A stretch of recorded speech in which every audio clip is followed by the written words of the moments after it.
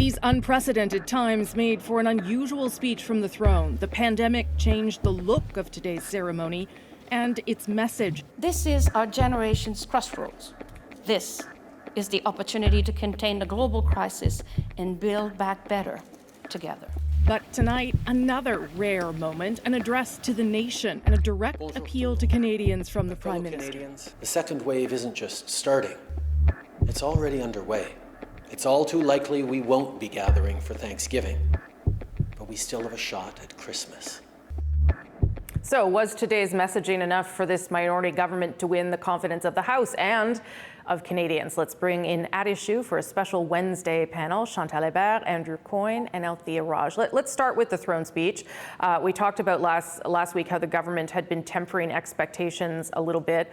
What did you make of the plan put forward today, Andrew? Did it make sense in terms of its response to the pandemic and as explanation for why Parliament was prorogued in the first place?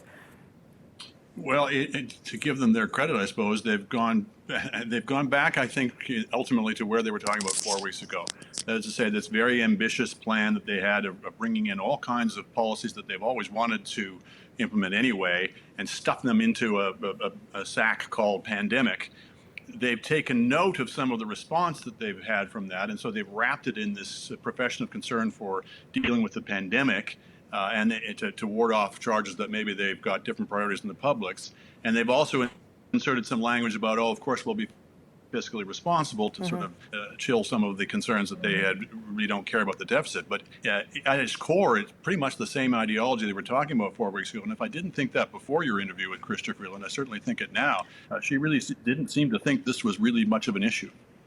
Well, they certainly don't seem to be too worried about the spending. We know that the deficit's $340 billion and tilting quickly towards $400 billion, Chantal. And maybe that isn't something people should be worried about. Maybe it's not something that Canadians are worried about. But when you see all the programs that they plan to create, that's going to cost money, too. Yes, well, plan to create is really the buzzword here rather than shovel in the ground and boots on the ground. So first, I think the real test on fiscal prudence or restraint is going to come when there is a fiscal update. Yeah. Today was not the day to speak about austerity. Second, I'm not so sure that most Canadians at this point would take seriously or would find that the government that talked to them about austerity, as they are still in a crisis, yes, would have felt that the government was really connecting with their reality.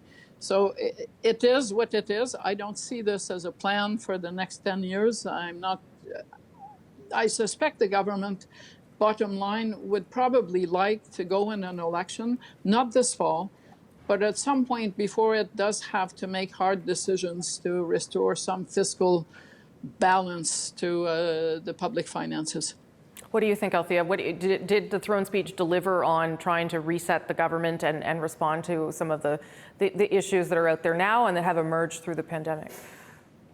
Well, time will tell if it really fulfilled the mission of doing the reset. Because, of course, back in August, we were talking about We Charity and the Liberals' quote-unquote scandals. The husband of the Prime Minister's Chief of Staff, who was cleared, actually, today amidst all the other news. So if parliamentarians start talking about the speech from the throne and the Liberal government's agenda rather than ethics and scandals, then I guess, mission accomplished. This throne speech, I would disagree with Andrew. I don't think it's as ambitious as the Prime Minister was telegraphing back in August when he pulled the plug on Parliament. Back then, and even in the spring, we were talking about things like help for vulnerable workers. There was some vague language around that in this speech from the throne, but nothing concrete.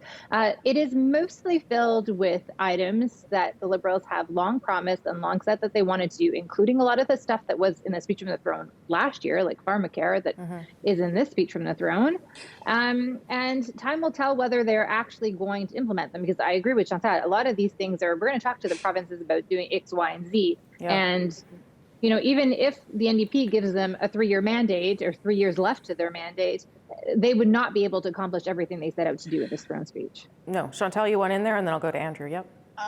Yeah, 2 points. Take childcare. Well, we've had federal governments talk about investing in childcare and creating a national system along the lines of the Quebec system. That actually is a public policy that is of interest and probably valuable to many people, but it is not something you're going to put in place between now and the end of this year, or even a year from now. Take pharmacare. The language hasn't changed. Yeah. Yes, they're doubling down on pharmacare, or on their contention that they will go forward with the provinces that want to go forward with them.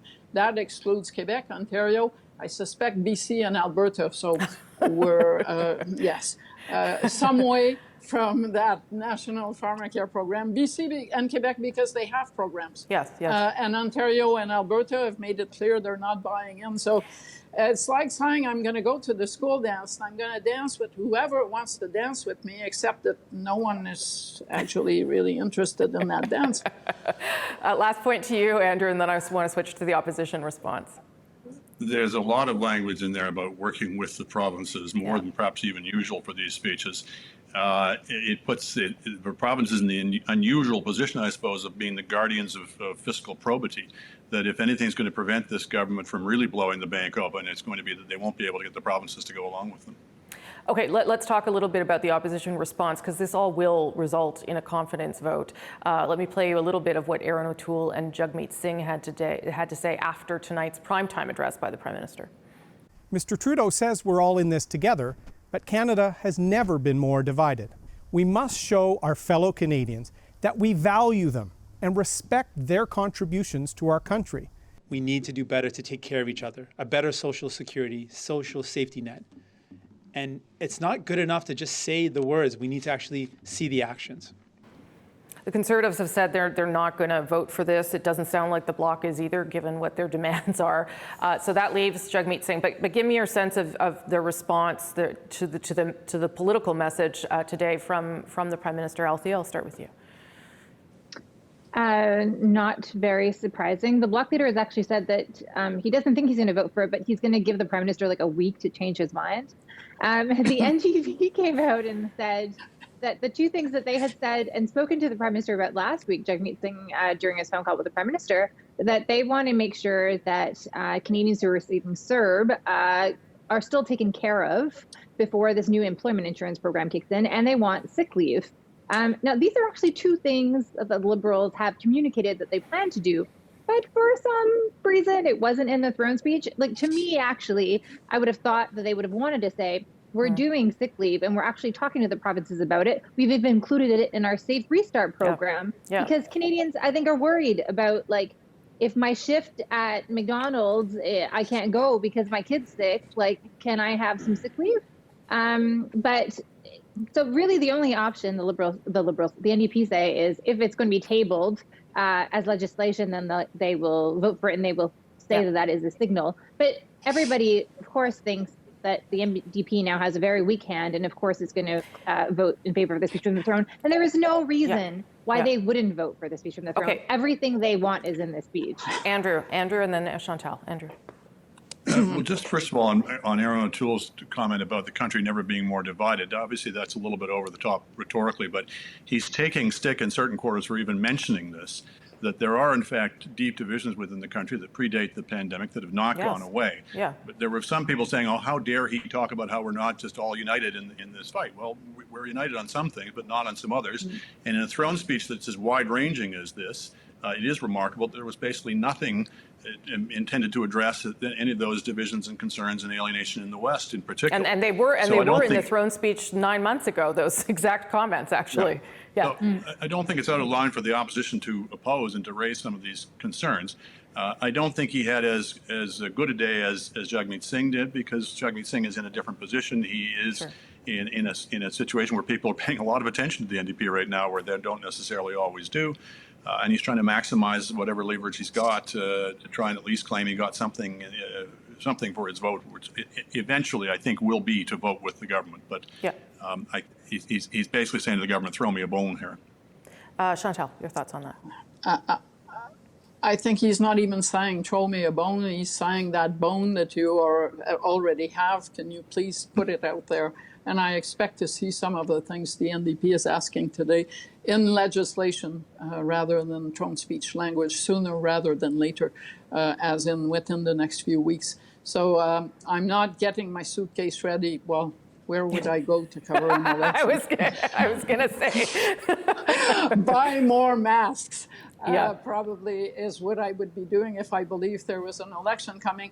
That being said, and it's hard for someone who covered the referendum to buy the line that the country has never been as divided as Erin O'Toole maintains. It's really the overstatement kills what would otherwise be a valid point.